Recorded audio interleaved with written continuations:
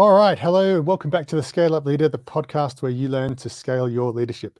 Today, we have Phil Guest, go-to-market leader from RevCelerate, and we're talking about how to go to market in adversity. I'm just going to bring him on the stream. Hey, Phil, how you doing? Yeah, I'm good. Thank you, Richard. Good to see you again. Hope you're well. Yes, I am well, and I hope you're well. I think last time we spoke, you had a challenge with your ear. You're doing well now? Yeah. I was on holiday in Mallorca and ended up getting a double ear infection, which grounded me for 4 extra days in Mallorca, which I'm not looking for sympathy because I got 4 days of staying in the sunshine to work, and I got a taste of that nomad lifestyle. And I'm thinking, you know what? I could get used to this. Yeah, for sure. It's So funny. I'm on the mend. Thank you. Yeah.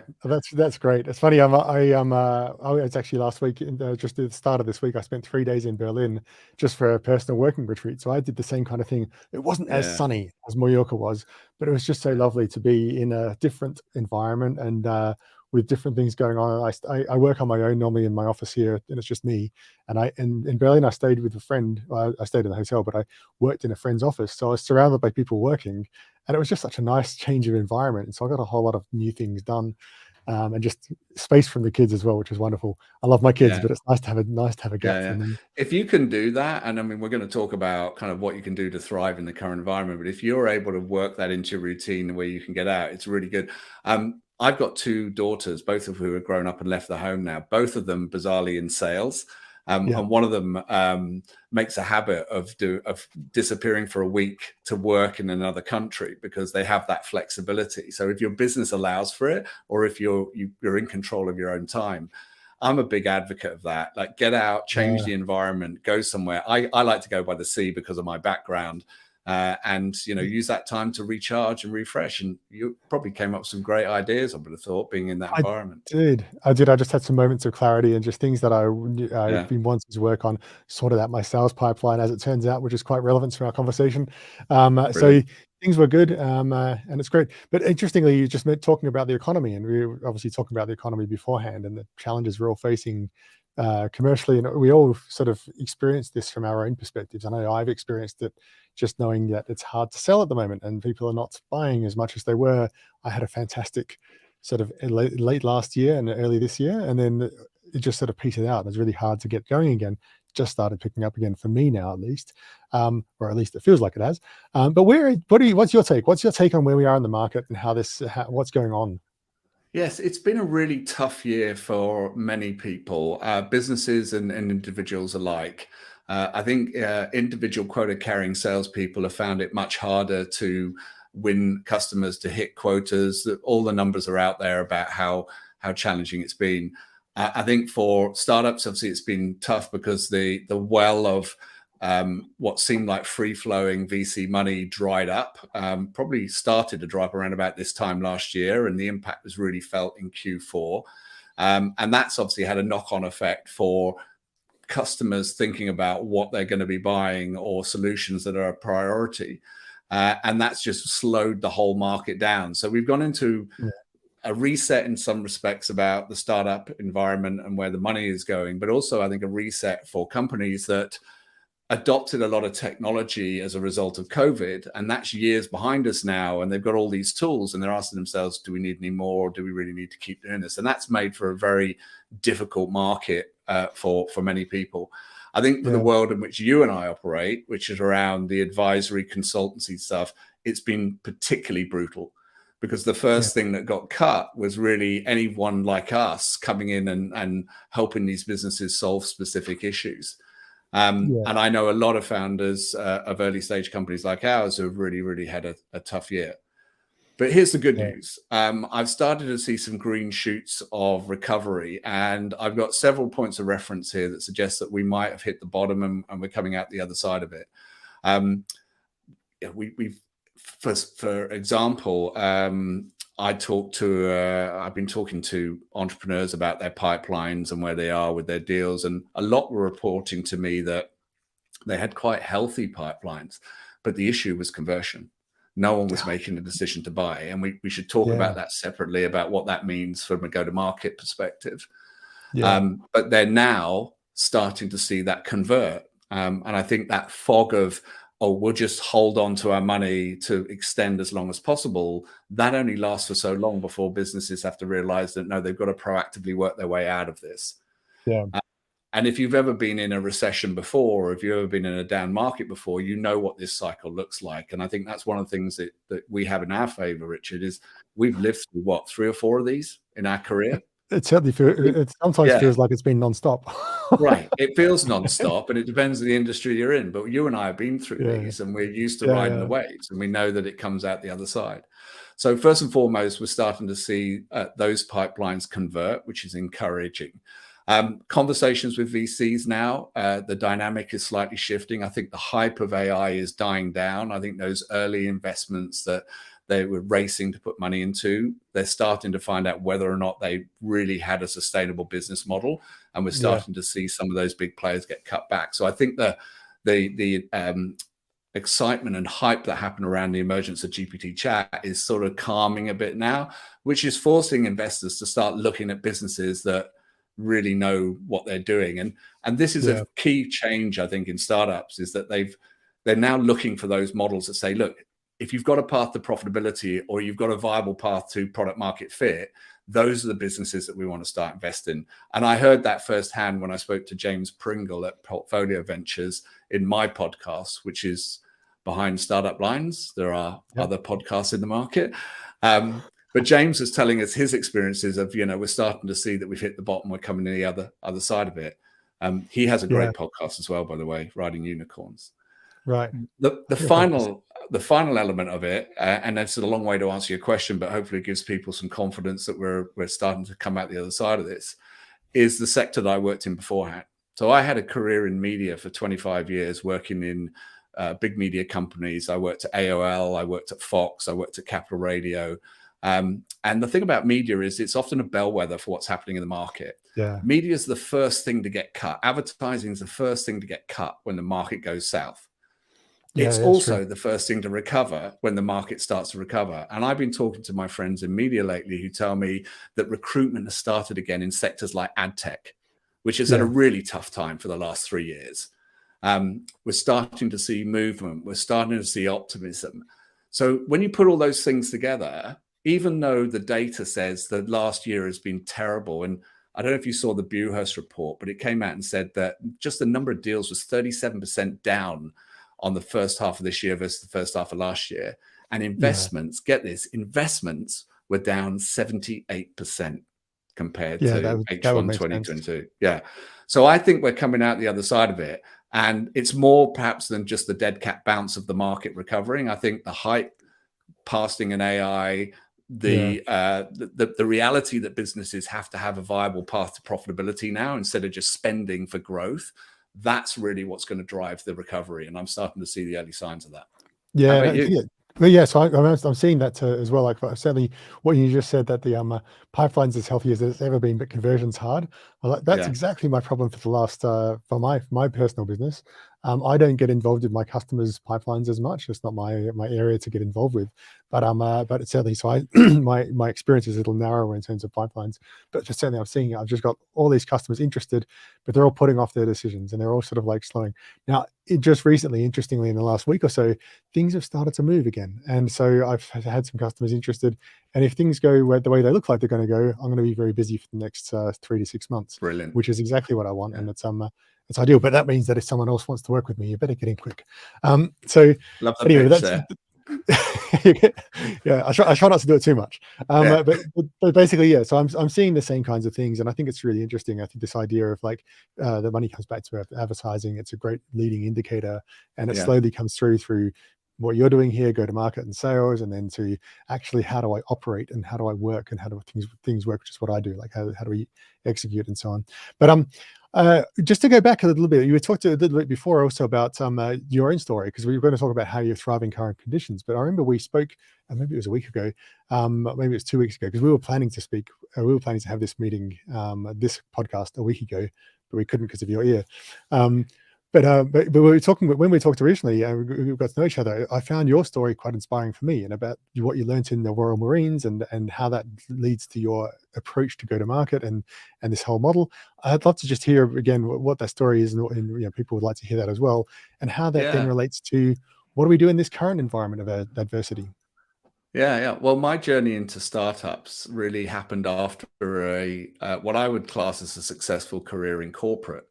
I worked in these big media companies, and I worked my way up from being a quota carrying salesperson to being the head of sales, commercial directors, senior VP type roles. And I thought I was pretty good at it. But I never really enjoyed it. And I never felt that I really belonged there. And then I kind of made the transition into startups. So there are a couple of things that happened. One, AOL conveniently taught us all about social media marketing before it became a thing. And everybody that got it went, right, I'm going to go work in that sector. I also got some experience working in a mid-sized company in the gaming sector. So very, very different experiences. But when I went full startup, which was really still linked to media, it was an influencer marketing platform called Peer Index, and it was really the leading platform in the UK. I joined this startup with 7 employees. Yeah. And very quickly, I was working in this company, and I thought, hang on a minute, why do I like this? Why do I feel so at home here? And then it struck me, I'd done this job before. And I did that when I left school. I left school at 17. I worked in commercial radio for a little while. And then I joined the Royal Marines at the age of 19. And that was, to me, that was really my education. That Yeah. was my university or my finishing school. Hey, Phil. The finishing school was the Royal Marine School of Dancing in Exmouth, in the nightclub in Exmouth. But we learned so much about determination, building grit, resilience, self-belief, how to process information. And when I found myself in a startup where it was super fluid, no plan was going to survive first contact with the market, you had to improvise, adapt, think on your feet. I just went, wow, this is exactly like being a commando. And I just took to it like a duck to water. And that for me was the realization. And then I started to apply the lessons I learned in the core. And I thought, well, look, what do startups need? What's the problem here? Because a lot of them, I mean, startups, a lot of them fail. There's a very high failure rate, and they fail because they have this inability to convince investors that they have a real shot at scalable product market fit. And the challenge for them is, how do you demonstrate traction in winning and retaining customers to secure future investment? And often that path to scaling customer acquisition and revenue often lacks clarity and direction. And I started to think about that problem and came up with a methodology and approach to selling in early stage companies that was super agile, very flexible. And back then, everyone was talking about growth marketing for marketing. They were talking about agile development for product, but no one was doing the same for sales. And I came up with a framework that I really drew on my time in the core, which is how we operated there. Small, often 4-man teams, highly professional, skilled in one particular area, but working as a group. And I applied that model into the world of startups in my pod structure. And guess what? It worked really, really well. So I spent the last 7 years validating that model by teaching it to startups and working with them to execute it. And it seems to deliver. So that's the mashing of the two worlds, from core to startups, and feeling very, very natural in that fluid environment. I think one of the things you said earlier on was the being in the core, and just for people who are not British, and I'm only half British, you may hear from the accent. The Royal Marines, is that like the Marines in the US, or what is the Royal Marines? The Royal Marines is an elite force, UK force.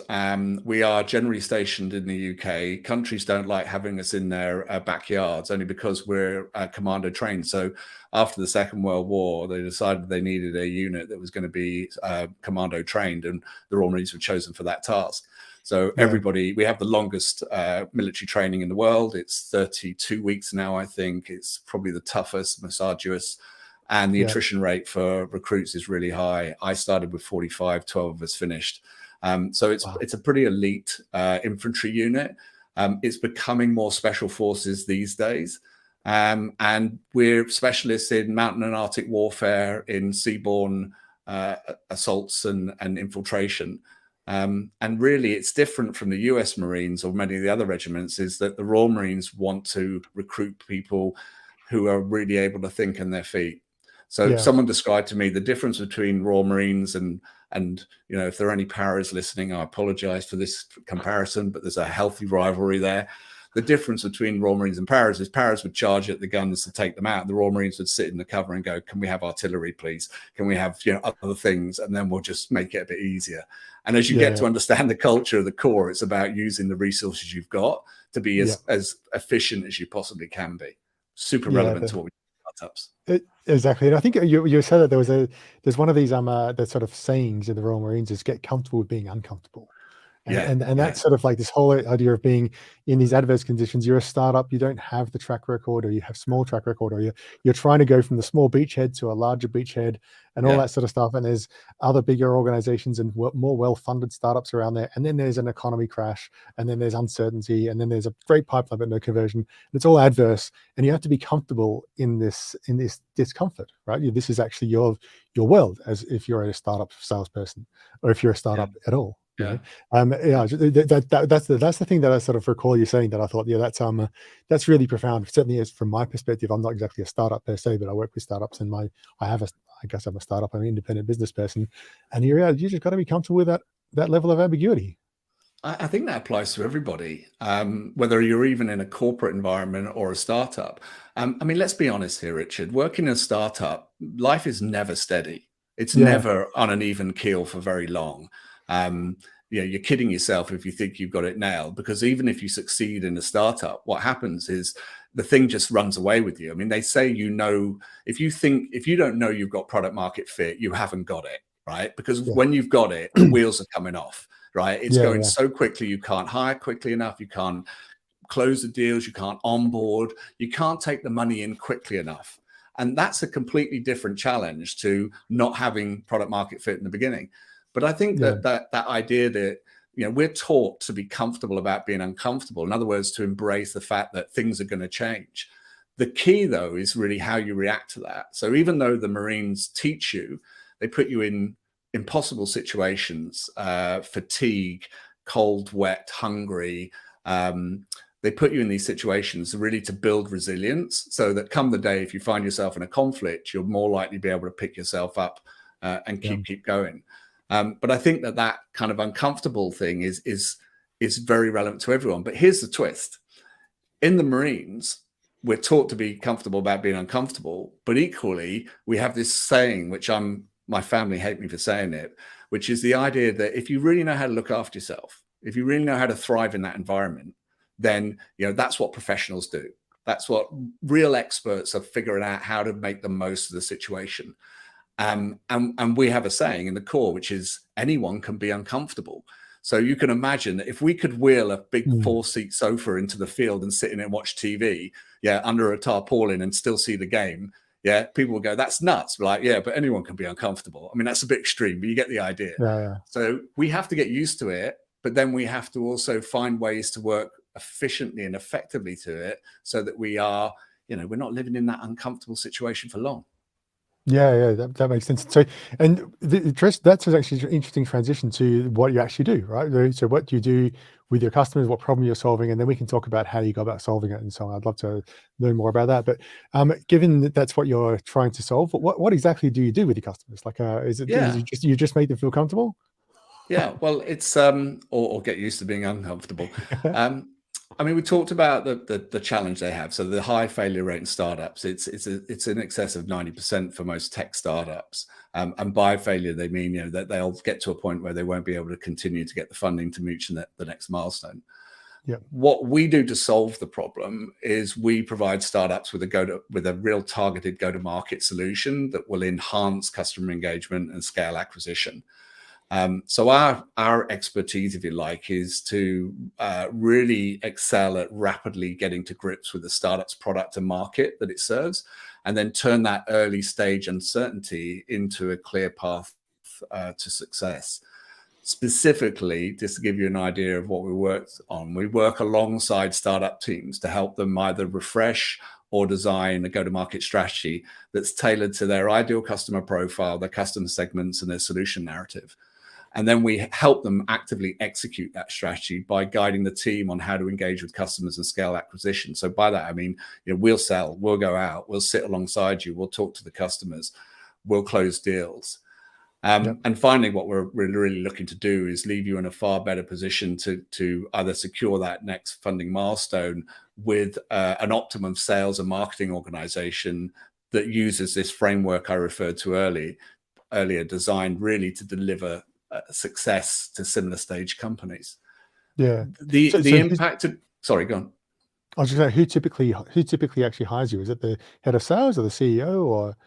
CEO? Yeah, we're often introduced by, well, we can be introduced by the VCs, but typically the founder network introduce. I still do a lot of accelerator type support as well, where I talk about go to market and sales masterclass, and we get kind of people coming to us off the back of that.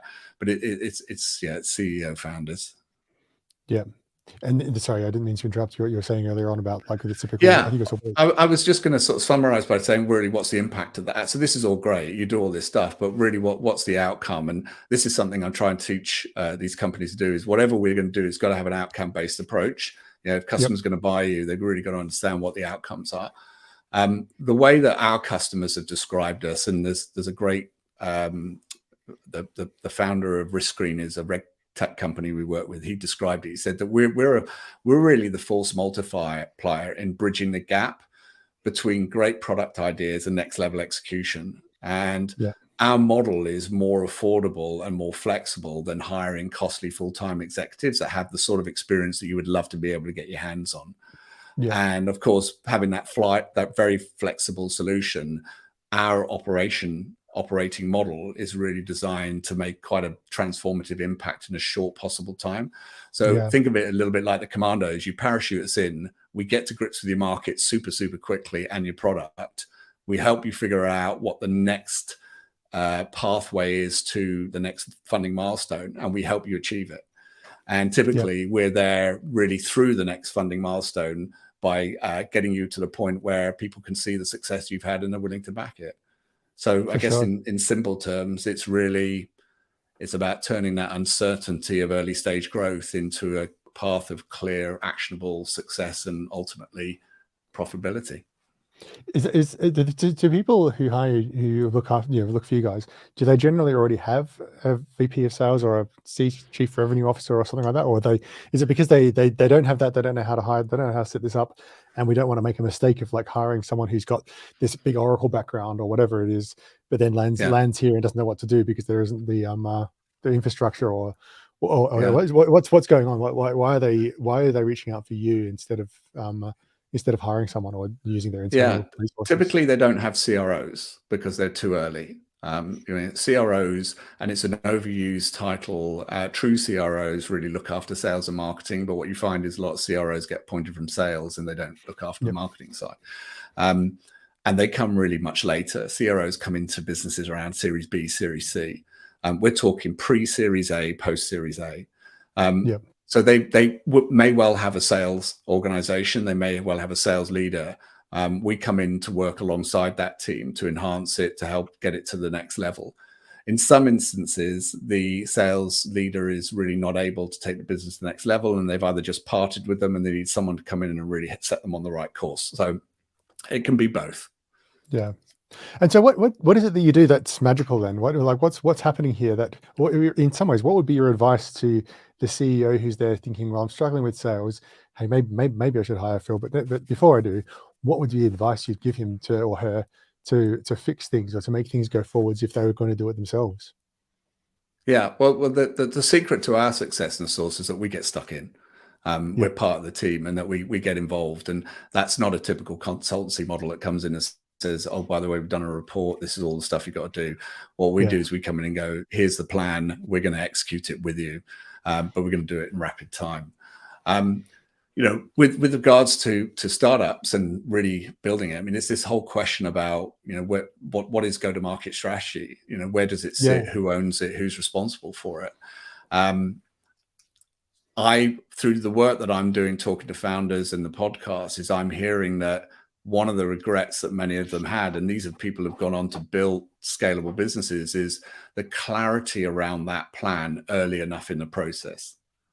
So what they're not thinking about necessarily is, am I clear on who my ideal customer profile is? Am I clear on the customer segments that I want to go and talk to? Am I clear on the value proposition to that segment? Have I thought about what impact that I'm going to have on, or how well aligned that is with the company's objectives?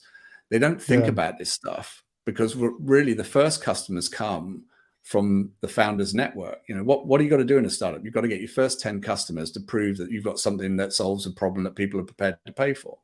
Great. Yeah. What's the next challenge? Oh, now I need 100 customers. And that's when you start to think about, well, how am I going to do that? Who am I going to hire? And you touched on an interesting point there about bringing the wrong type of experience into a company at the wrong time. I have heard so many horror stories of startup founders that said, we hired what on paper looked like a heavyweight salesperson from a corporate world or from a competitor or from the industry. And they come in with that kind of tried and tested way of operating into a startup, and it fails miserably. Yeah. The reason why it fails is that unless you've tried to build a go-to-market plan and a sales plan from scratch, it's very different from trying to run someone else's already proven business model. So if salespeople work in corporate environments, what they're really doing, sales leaders of big organizations have been around a long time, is they're caretaking a proven business model. In a startup, you don't have one. In a startup, you're making it up as you go along. You are trying to figure out what's going to work here. You know, are we talking to the right customers in the right way? Are we selling them the right thing? Are we pricing it the right way? Are we onboarding in the right way? Do we know any of this stuff? And that is a very, very different skill. So if you can find people that really know how to do that, that's the builder mentality versus the operator mentality. And both are important at different points of the company's journey. But in the crucial phases of forming an early stage company, you need that skill of someone who can build, create, and understand far more than you can around pure play operation, because your business model is not defined yet. Yeah. Well, one of the things that I found is an interesting error. I'm interested in your take on this, actually. But I mean, I found an error that seems to get made frequently enough is people think, okay, we've got this great product. It solves a real problem. Like we've got a real users who have real problems that this really solves or creates value for someone. And we've got these customers in there, and our market is $10 billion because there's all these. It applies to like every company or every company in this industry around the world. And so we start going after these people, but it's like scattergun approach. And as a small organization, especially at that early stage, you can't win 99% of the market, no matter what you do, even if you're talking to the right people, because they look at you and go, well, you're tiny, we don't want to work with you, even if you've got the best solution. And so in some sense, I think that one of the real tricks to, and this is where I'm keen on your take, the real trick to a go-to-market strategy, especially in that really early stage, is narrow it down so much that it's like about a $5 million target, right? And it's like something like that. It's like, okay, well, there's 30 companies here, or there's 100 companies. That's manageable. Now I can go and I can really spend attention on these companies that I have a reason to believe are the right ideal, the really perfect customer. I have a reason to believe that they have a pressing need, that they're willing to put up with my small company slight inadequacies, but they're willing to. But then I can target them and spend the time to win these customers and deliver the crap out of it, like make it really work, so that it actually wins them. Is that the sort of approach you're taking here? Or? Yes, I hear a lot of companies that have these big ambitions about addressable markets, and certainly if they're raising money, investors will narrow them down into something that's more reasonable. They call it really the obtainable market at this point. But within that, yes, you find a lot of different segments that you could go after. And you're right, there's a scattergun approach. There's another thing that I see in early stage companies is what I call the law of chasing shiny object. So what happens is you're tanking along, hopefully doing what you think is the right thing. And then a prospect pops up on the horizon, perhaps not one that you thought about going after. And it's a really attractive prospect. So you go chasing after that. You put a lot of effort into it. It doesn't quite fit the framework of customer problem that you think you solve. But because they're big and attractive and they look good on the balance sheet, you go off and chase them. They suck a lot of time and effort because they typically don't buy very, very early stage companies.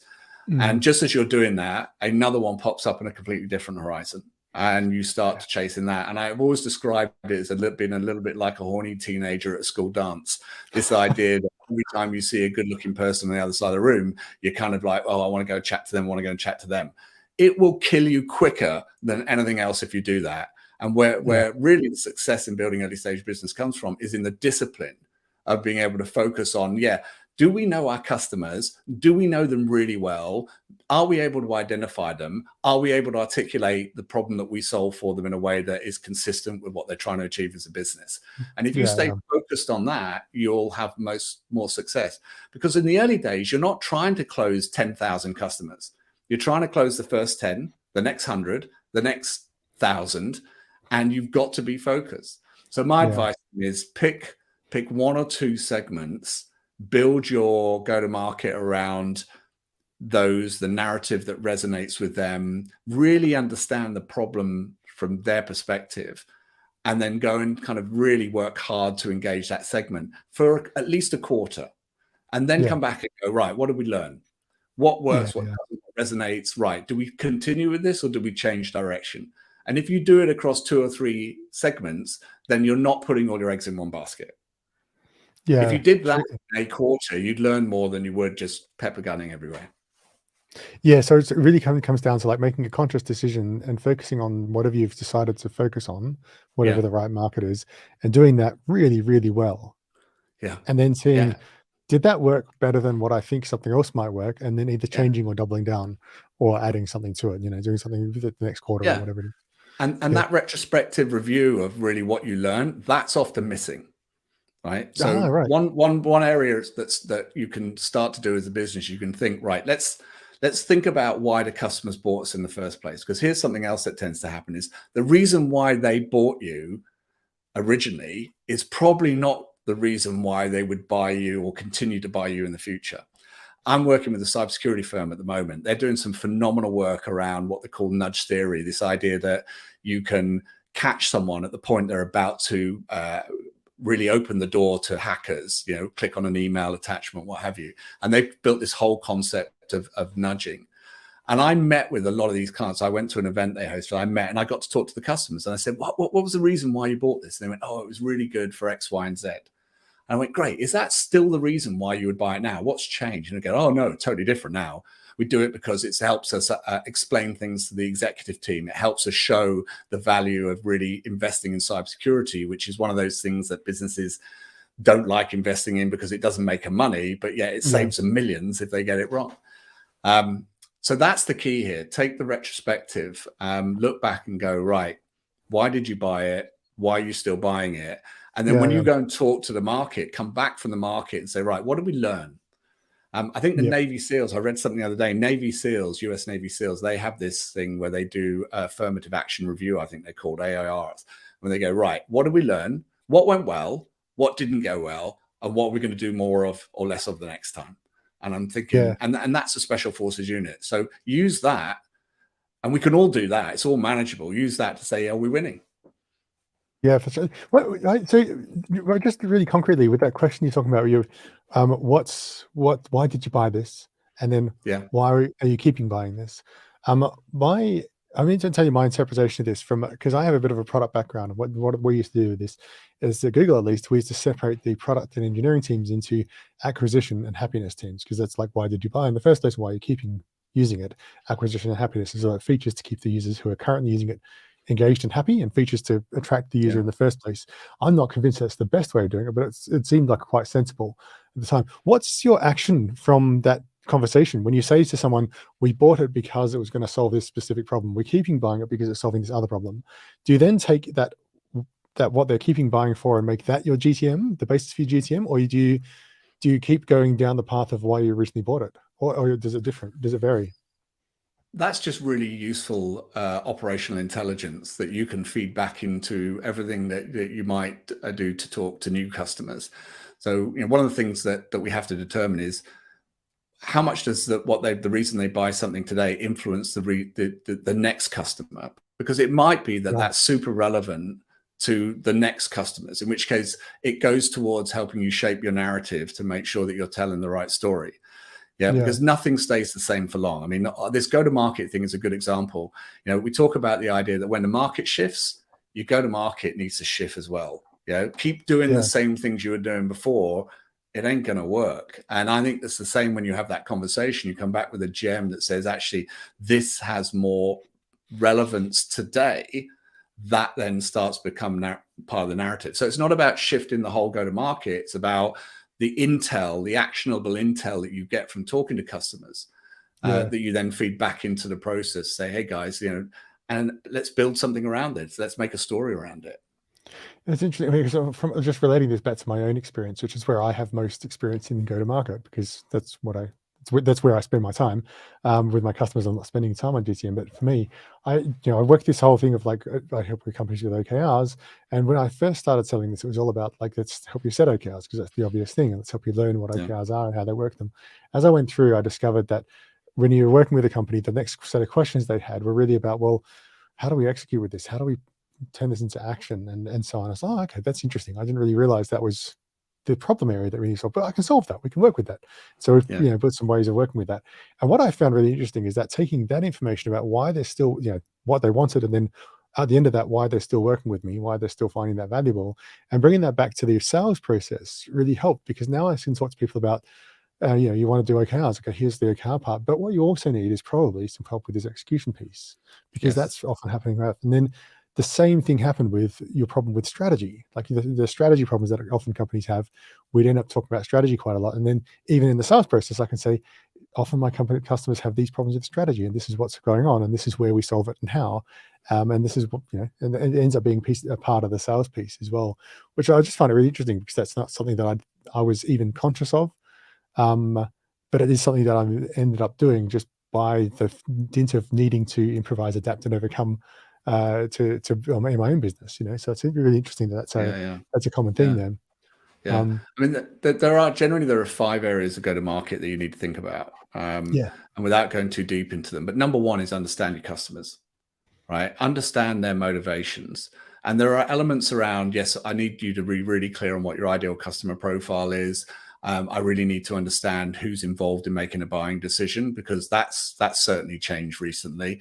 And then you've got to think about, what's the value to each of the personas that are involved in making that decision for buying a solution. But deeper than that, it's really understanding. I often talk to companies about this idea of, go understand a customer's customer, right? Who are the people that the company you want to sell to are then going on to serve? Because if you show an understanding of the customer's customer, you really then start to understand what the business is trying to achieve. And I think that's what's changed in the modern sales environment now is, companies want advisors, they want solution experts, they want people who come in and tell them what to do. But you can only do that if you put the time into understanding your customer. Yeah. That's so true. And it's interesting, even with the OKR work that I do, you end up spending a lot of time just digging out the customer information and getting that related to your actual execution. But you're talking about the 5 things. Is that your GTM framework? Because I wanted to actually cover your GTM framework. So 5 things. First one, really around understanding your customer. The second one is really about communicating your value. So that will include everything from clarity on the value proposition, messaging, even alternatives to your solution. And the biggest barrier often can be status quo. How you communicate that value and how you build it. So there's a whole host of tools out there that can help you do this, like the value proposition matrix, which is really helpful. Because the mistake that a lot of people make about communicating value is they talk about product features and they don't really talk about outcomes, or they don't really talk about it from the customer's perspective. So the starting point about communicating any value is thinking, well, what job are you trying to get done? And Professor Clayton Christensen does some really good work on this, where he explains the value of understanding the job that someone was getting done. And there's a video online I encourage you to watch, which is all about him saying, why did people buy milkshakes at fast food restaurants? And he uses that example to say that actually, when you know what job people are trying to get done, suddenly your communication becomes so much easier and so much clearer. So that's number 2, communicating value. Number 3 is really plotting a viable course. So this is, what routes to market you're going to use. So route to markets are, is it direct? Is it channel? Is it partner? Is it marketplace? A whole host of things which are going to be best.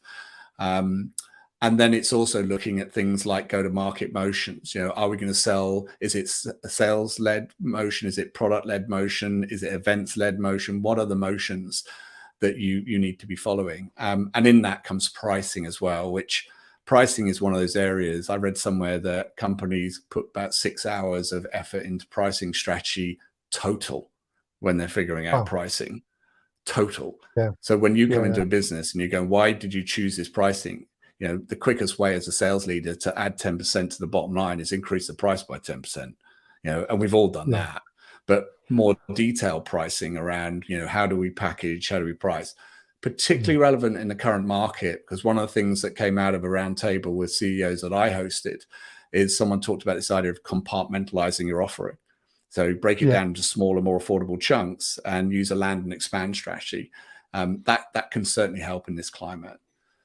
Number 4 is equipping the team. So making sure that you've got the right organizational structure in place, that you've got the right skills enablement, that people know how to have the conversation, they know the product, and even the right tech stack to support you and the right RevOps function. Having all of that lined up, there's big investment in that area, because that really drives the data selling. If you do it well, you get a lot of really valuable insights, and that accelerates the sales process to help you get to that next milestone. And then the final part of the go-to-market plan is around tracking progress and making course adjustments.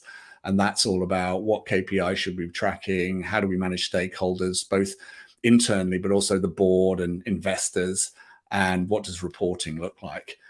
There's a lot more complexity behind that, but I've identified about 27 different areas that you've got to focus on to have an effective go-to-market strategy, but they largely fall into those 5 categories. Interesting. When you talked about different GTM motions, sales-led, product-led, events-led, this is something that I don't know a great deal about, and I've been fascinated by it because I've seen this big trend recently, at least amongst the product managing circles that I'm often part of, towards product-led growth, right? And getting away from sales-led growth. And it's almost like sales-led is bad, product-led gets good, right? And possibly that's because they have hammers called product, right? So it's like that. There's an element there of like they own that hammer. But at the same time, there is this big trend towards this. What's going on here? Is there a situation where sales-led makes more sense, and strictly makes more sense? It depends what you're selling. So product-led growth typically are lower price points, higher volume potential products. So product-led is, apps are product-led, anything sort of subscription model where it's not costing a lot of money. If you think about the sales process, if the price point is such that and the community or the advocacy around the product can drive more product sales, then you should absolutely develop a product-led growth strategy.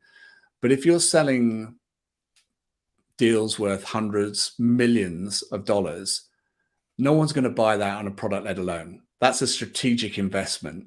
And that requires a sales-led approach. That requires you to build the capability to go and talk to complex stakeholder groups in organizations to map that organization and the buying criteria and the process that they go through. So product-led tends to be a preferred strategy for lower price point products where decisions could be made maybe at the operational level, doesn't require a huge amount of really involvement. As soon as there's some complexity come into that, you start to see the models change. We have product-led, we have 2-stage, which is the old SDR model, and the AE model, right the way through to enterprise selling and account-based marketing. What you've got to decide is, depending on your pricing strategy, is which motion is going to deliver you the best results. It's fascinating that this depends on pricing strategy. One of the things that I recall from just my big personal learnings as an individual entrepreneur and trying to sell things is just learning that the price point really dictates so much about your sales strategy, like a lot of it, in that if I'm selling something to individuals and my sales point is 50 euros or 100 euros or something, 100 pounds or whatever it is, whatever currency unit you choose, I can't afford to be selling that. I have to have a marketing driven funnel, which is independent of me, and I can't spend time on that, and I can't take a call. And it gets to a point where around about 200 currency units, euros, dollars, pounds, where above there, people don't want to buy unless they talk to someone, frequently enough. It's very hard to have that very quick sales. Like, people don't buy that on a whim. They at least want a lot of information about it. And then certainly when you get to thousands as individual sales with individual people, it's very different for companies. But in selling for 1,000, 2,000 euros, I need to have a conversation. We need to get to know you and feel like we're doing this. And so you have to have the sales. I just found that really fascinating. But the whole thing applies quite differently in B2B, because you've got different kinds of budgets and different kinds of problems. But same concept. They do different scales and price points. So there are those rules of thumb don't apply for those price points in companies. And there may be a product-led strategy for even an enterprise level sale that is part of your go-to-market motion. So I work with a phenomenal company that I'm now an investor in out of Oxford. It's a company that automates the writing of unit testing for JavaScript. And it's AI enabled, but it was before that whole AI thing became really interesting. Sorry, I've lost my train of thought there, where I was going off and promoting DiffBlue. DiffBlue is the name of the company. So if you're looking for DiffBlue is the name of the company. You need automated JavaScript writing. DiffBlue's your people. Yeah, sorry. We're talking about price points and the go-to-market. That's right. So using a product led. So even theirs is a complex strategic investment, because you're talking about impacting the writing of code in global banks, which has security and all sorts of things. What they had was a very simple entry level product that developers could download and use, and it would give them partial sort of experience of the product to help them solve the problem. So this is all before GitHub Copilot, which when it launched and we were working together, we're looking at it going, it's not that very good, is it? Well, now it's like super successful because it's carrying the load. And that's a product-led approach. It's like, okay, we got a product-led because we're giving them a sample, a taste of the product, and then we're going to have to do enterprise because it's strategic and it's complex. Both of those can make money. If you can work it out. But let me kind of even counter my view on this. I mean, you look at brands where there's big capital outlays. There are brands where product continues, even at very high capital outlays, to sell itself. Nothing better example than Apple. I mean, everybody, if you're an Apple fan person, you will come in and you'll want to get your hands on this. Now, granted, when you go into a shop, you want to talk to someone if you don't know the brand and you don't know them, and that's why they have these big stores and it's a great experience. But once you're convinced, you don't do that. You go in and you go, I want one of those. Great. And they don't even ask you the question because they know and they go, I want that one with that. Great. Scan, and you can be out the door in 5 minutes. It's kind of a product-led approach. That's what I did when I bought mine. But that makes sense. Hey, we've got a couple of comments here that I want to go through. One of them was actually a question that I wanted to ask myself, but I'm going to let Alan ask it. Both the comments from Alan. So firstly, Alan says, agree on, it's written down there if people can read it on the screen. Got it. Thank you. Agree on the conversion issue, especially this time of year. Pipeline's good. This is from earlier in the conversation. Signed NDAs are back, but the founder's decision to pull the trigger and start an engagement is just not there at the moment. So that's just a reinforcement that that's a fairly consistent thing we're seeing there. I know Alan is an independent consultant, so he's in the same situations. I have another view on that, Alan. I don't think that the CEO is making a decision. I think this is where the buyer cohort has shifted, or certainly the buying decision has narrowed. So whereas before, if you were selling a product that perhaps a head of sales or head of marketing, something like that could decide on, because they had a budget and they had a discretionary level of spend, then you could probably get the deal through much, much quicker. Now we're in this kind of crunch basis where people are keeping their powder dry and make sure they've got enough. The decisions are being more closely scrutinized, in particular by finance. And finance are asking the question, is this an absolutely essential purchase at this time? That's the question. And the CFO is the guardian of making those decisions, and the finance team. So I think it's not necessarily the CEO that's holding back. It's the CEO might go, whatever, if that's what we need. And then the VP of sales goes to the finance guy and says, right, we need this. And he goes, really? Really? Do we need it? I mean, do we need it now? Or can we wait 6 months for it? And I think that's really one of the reasons why conversions, because the market is narrowed. Just a view I had talking to the market. Yeah, that makes sense to me as well. So thanks for that comment, Alan. And then Alan's asked the question that I also wanted to ask. Can you explain RevOps? Hearing a lot about this at the moment. Is the sales org chart getting too complex? That's an interesting angle. But I've also wanted to ask the same basic idea about RevOps. Like, what is it? When do I use it? When do I not use it? Or do I use it all the time? Yeah. Well, revenue operations is a crucial part of really a modern sales organization because it's the data aspect of what you're doing. You will have had them in other forms. They've just now got a really nice title and a much clearer purpose. Yeah. They are the people that will ultimately be responsible for all this tech stack that you've got to enable you, the equipment that I talked about. So if you use a sales enablement platform, say you use an Outreach or a sales loft, they will know how to maximize the data coming from that. They could well be running your CRM. I mean, typically, sometimes marketing runs here, but typically RevOps would be responsible for the CRM. That would then be able to plug into tools like HubSpot and all the others. So revenue operations, they are the engineering team behind the sales team, making sure that they've got all the information, all the tools they need to do the job. But really where their value is more important in my mind is that if they process the information that's coming through the system, they're able then to steer the ship. So they can turn to the business to say, hey, we've seen X, Y, and Z. So revenue ops very clearly is anyone that looks after your tech stack within the sales thing, anyone that's really crunching the data to really influences or helps you steer the ship in the future. Now that's big in the States, much bigger in the States than it is in Europe. And I think really over the last 6 months, it's been tougher for the RevOps teams because unless you see the value in it, you might not be investing enough. But it's absolutely crucial to have that function if you want an efficient sales team in this modern day of selling. Yeah, interesting. One of my friends, a guy called Errol Toker, who he's in the US, and he runs a company called Truly and a RevOps community and so on. They do AI RevOps things. One of the things he talks about quite a lot is that he thinks that it's you can use RevOps instead of sales, like so like not having SDRs or not having account executives. Now I don't know whether this is for a specific sort of point in the market size, that sort of like specific size company or specific sales type of product or whatever. But I thought that was a really interesting idea that you could basically sort of say, let's move all of our salespeople off commission plans onto corporate plans, regular plans, and then drive everything through RevOps so that people are not driven by the need to make that one sale, but we're actually having more strategic decisions that connect their compensation to equity or something. But yeah, interested in your take on that. Have you heard of that idea, or does it make any sense? I think it really depends again on what you're selling. If you're following a product-led growth strategy and that the product is really data-driven, it's marketing and data-driven, then you might be able to do something like that where you don't need sales reps. Where there's a conversation to be had, I'd be very surprised if the RevOps people are equipped to be able to do that. But every business is slightly different. Yeah. The idea that putting salespeople on a kind of a corporate thing, the danger is that salespeople, when they hit their targets, are the best paid people in any company, right?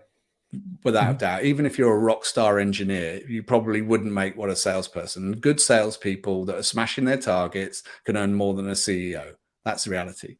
Yet we're the only group of people that get half our money for showing up, right? We get paid half of our value by coming in the door. The rest of it we have to earn, which makes us totally transparent, highly sort of vulnerable, because in sales, if you can't hit the number, you're not really much use to the business. But that's the risk reward. And I think if you're geared to that lifestyle, you can make a lot of money, a lot of value for yourself. You have a lot of fun. It's a huge thrill being able to convince someone to part with their money and give it to your company. But very quickly you can be out of a job if you're not able to succeed. So that might be why in instances that you were talking about before, if people are trying to keep the costs down, they said, let's just kind of remove that expensive piece that is the sales team. Yeah, interesting. True. It's possibly the case. I don't know. I was just interested to hear that different angle. Yeah. Alan's just got a brief comment here. The interesting angle that we need to get CFO approval and not just founder CFO. Good insight, Phil Guest. Thanks. So thanks, Alan, very much for that. I think that one thing I would add to that. Sorry, Alan. One thing to add to Alan's comment there is when you think about this, Alan, when you're talking to the CFO about the value that you're delivering. So first of all, you've got to have a very clear ROI case, right? You've got to be able to kind of demonstrate the value that your company delivers back to them. But here's the twist. CFOs will expect that as table stakes. If you can't show that value, they're not even going to give it a second thought. But what they really want is they really want you to be able to demonstrate that your solution that you're selling aligns completely with the objectives of the company. Right. The bigger kind of advantage, and that's a lot harder. So I think we're all used to writing business cases. This is kind of the savings will make you. This is what you're going to see. This is the impact of it. But we're not so good as really being able to kind of demonstrate the understanding of how that sits with your just with the kind of company's broader ambition. So think about that as well. Yeah. Strategic alignment and all that sort of stuff, as opposed to just this case. Excellent. Excellent. That makes a great deal of sense. Thanks for that. So what we'll do now, I think we've coming to the end of our time here. I would love to keep talking, Phil. I found this really interesting. I feel like I'm learning a lot. If other people who are listening would like to learn more from you, or to work with you, or to follow what you're doing, what's the best way of finding out more about Phil and getting in contact? Great. Well, thank you, first of all, for allowing me to come and talk to you today. It's been a real pleasure, Richard, talking to you, and I really enjoyed sharing some of the things that I've learned. You want to get in touch with me very simply, you can go to revcelerate.com. You'll find all our contact details there. The simplest way is go look for me on LinkedIn, Phil Guest. In the notes, you'll find all my contact details, phone number, email address. Feel free to reach out to me. Email is often better, because I get a lot of LinkedIn requests, and for another conversation is just this idea about how valuable is our network, and should we actually refresh our network on a regular basis. That's something that I'm considering at the moment. So email me, phil@revcelerate.com, which you'll find on LinkedIn. Excellent. I'm just putting it on the screen right now as well. Phil at revcelerate.com for anyone who's listening audio wise. Trips off the tongue, doesn't it? Yeah, it does. It's a nice sounding name. I like it. Yeah. Excellent. Well, you can wonder how I came up with it. Yeah. Revenue. Revenue and accelerate. Yeah, I like it. I think you're probably just trying to say it too quickly, and it came out. Revcelerate. That's right. Revcelerate. Yeah. I like things that are very they say what they do. Excellent. Cool. Well, excellent. Thanks very much, Phil. Really appreciate your time. My pleasure. Everyone who's listening, whether you're on live on YouTube or LinkedIn, or listening to this on a podcast later on, and missing out on our beautiful faces, that's everything for today. Thanks very much for your time. If you think you need any help or want to talk to anyone about go-to-market, sales, and so on, Phil Guest is your man. As we said, the links will be in the notes. If you want to talk about management, about how to execute, turning your strategy into execution, about OKRs, about setting goals, and about how to plan to actually meet those goals, I'm happy to talk to you. You can go to book.talktorichard.com and schedule a time in my calendar. I look forward to hearing from you. If it's not a good time to do that and you just want to get more updates, you can subscribe to my newsletter and follow me on LinkedIn. The links are in the show notes along with Phil's links as well. So thanks very much for your time. Really appreciate it. Have a great day and scale well. Great. Good luck, everyone. Bye for now.